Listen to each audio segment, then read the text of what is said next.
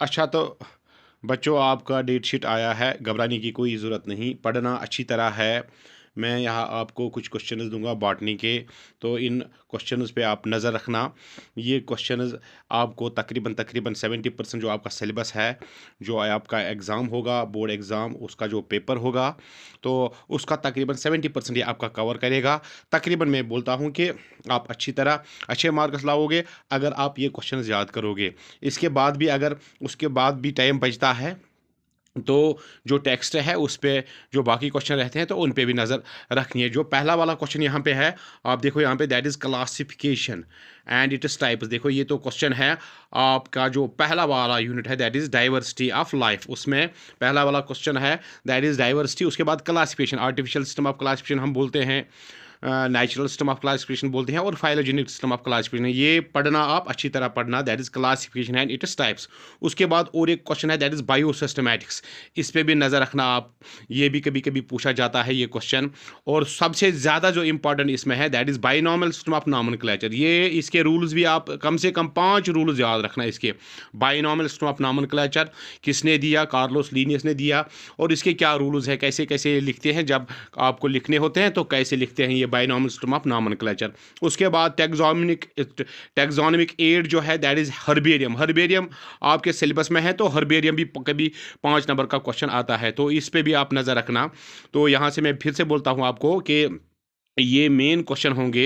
तकरीबन तकरीबन आपका जो सिलेबस है, सिलेबस 11th बॉटनी का, तकरीबन तकरीबन इसी में कवर हो जाएगा। और उसके बाद भी अगर आपको टाइम बचता है तो बाकी जो क्वेश्चन रहते हैं तो उन पे भी नज़र थोड़ी रखनी है। उसके बाद है जनरल कैरेक्टर्स ऑफ ब्रायोफाइट्स। देखो ब्रायोफाइट्स, टेरिडोफाइट्स एंड जिम्नोस्पर्म्स, ये आप समझ लेना कि इनमें से एक अच्छा क्वेश्चन आएगा, बड़ा वाला क्वेश्चन आएगा। और एल्गल पिगमेंटेशन भी मत छोड़ना। एल्गल पिगमेंटेशन में 1 नंबर या 2 नंबर का क्वेश्चन आ सकता है, very short answer type question आ सकता है, और नीट में भी आपको काम आ सकता है। एल्गल पिगमेंटेशन, क्या पिगमेंटेशन है एल्गी में, तो वो आप याद रखना। उसके बाद है, जैसे हम 5 किंगडम सिस्टम ऑफ क्लासिफिकेशन पढ़ते हैं, तो उसमें जो ज़्यादा इंपॉर्टेंट है दैट इज किंगडम मोनीरा और किंगडम फंजे भी है, याद रखना। यहाँ मैं भूल गया लिखना, किंगडम फंजे, किंगडम फंजे। ये किंगडम फंजे भी आप याद करना। इसके जो 4 ग्रुप्स है, जैसे हम बोलते हैं एस्कोमाइस्टीज, बेसिडियोमाइस्टीज, डिट्यूरियोमाइस्टीज एंड फाइकोमाइस्टीज, ये किंगडम फंजे भी याद करना। और वायरस, जनरल कैरेक्टर्स, वायरसेस का स्टेटस आपको वहाँ पे बोलना पड़ेगा, वायरस का क्या स्टेटस है। उसके बाद अगर आप मार्फोलॉजी देखोगे तो मार्फोलॉजी में ज़्यादा देखना नहीं है, सिर्फ फाइलोटैक्सी है, that is arrangement of leaves, कैसा कैसे होता है प्लांट्स में, दैट इज फाइलोटैक्सी। और इन्फ्लोरेसेंस ज़रूर याद करना, एरास्मॉस इन्फ्लोरेसेंस एंड साइमॉस इन्फ्लोरेसेंस, ये अरेंजमेंट ऑफ फ्लावर्स क्या होता है एक प्लांट में, तो वो आप करना। बड़ा इंपॉर्टेंट क्वेश्चन है, racemose type of inflorescence and cymose type of inflorescence. उसके बाद जो एनाटॉमी रहती है, तो इसमें जनरली आप पढ़ोगे टिश्यू सिस्टम्स इन प्लांट्स, जैसे डर्मल टिश्यू है, ग्राउंड टिश्यू है, वेस्कुलर टिश्यू है, वो सारे आप देखो टेक्स्ट पे। तो मैं यहाँ से आपको फिर बोलता हूँ कि टेक्स्ट पे ये क्वेश्चन आप नोट करना, वहाँ पे टिश्यू सिस्टम लिखा है, डर्मल टिश्यू है, ग्राउंड टिश्यू है, वेस्कुलर टिश्यू है, तो वो टिश्यू याद करना, क्योंकि कभी आता है सिम ऐसे ही क्वेश्चन आता है। आप देखो पिछले साल के जो पेपर्स हैं, तो वहाँ पे आया था question, what are the different tissue systems in plants, वहाँ पे लिखना है dermal tissue, ground tissue and vascular tissue, xylem phloem लिखना है। और फिर एनाटॉमी ऑफ मोनोकॉट सिस्टम करना। इस मोनोकॉट सिस्टम में आपको मैं बोलूँगा मेज जो है, मेज की एनाटॉमी आप पढ़ना, मेज की एनाटॉमी कभी पूछी जाती है, anatomy of maize as a general question. फिर जो रेस्पिरेशन रह गई है हमें, रेस्पिरेशन में जो मेन क्वेश्चन है दैट इज ग्लाइकोलिसिस, इसमें मैं श्योर हूँ, glycolysis, Krebs cycle and RQ value.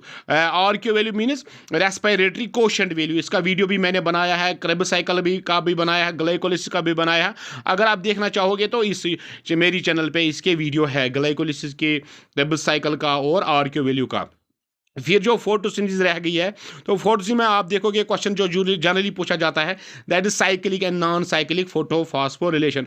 बड़ा इंपॉर्टेंट क्वेश्चन है, cyclic and non cyclic photophosphorylation, ये हमेशा पूछा जाता है और बड़ा आसान है, इंपॉर्टेंट है, आसान है, ये याद रखना, इस पर आप भी नज़र रखना। फिर C4 पाथवे भी याद रखना आप, और फोटो रेस्पिरेशन याद रखना। ये 3 क्वेश्चन हुए फोटोसिंथेसिस में, एक तो cyclic, non cyclic photophosphorylation, C4 pathway and photo respiration. और इसके बाद जो प्लांट ग्रोथ एंड डेवलपमेंट है, इसमें आप देखोगे general characteristics of plant growth, general characteristics of plant growth आप पढ़ना, और डेवलपमेंट भी इसमें पढ़ना, ग्रोथ एंड डेवलपमेंट, जैसे डिफरेंशिएशन हम बोलते हैं, डी डिफरेंशिएशन हम बोलते हैं, वो भी आप पढ़ना। और लास्ट वाला जो है that is plant growth regulator, जैसे ऑक्सिन है, जिबरलिन्स है, साइटोकाइन्स है, ये भी आप पढ़ना। और लास्ट वाला दैट इज सीड जर्मिनेशन। उम्मीद है ये क्वेश्चंस आप पढ़ोगे, अच्छी तरह पढ़ोगे, और इसके बाद अगर टाइम बच जाता है तो जो क्वेश्चंस रह जाते हैं, आपको लगता है इसके बगैर भी कोई क्वेश्चन ऐसा है, तो उन पे भी नज़र रखना। देखो, मेरी चैनल को सब्सक्राइब करना और लाइक करना। Thank you.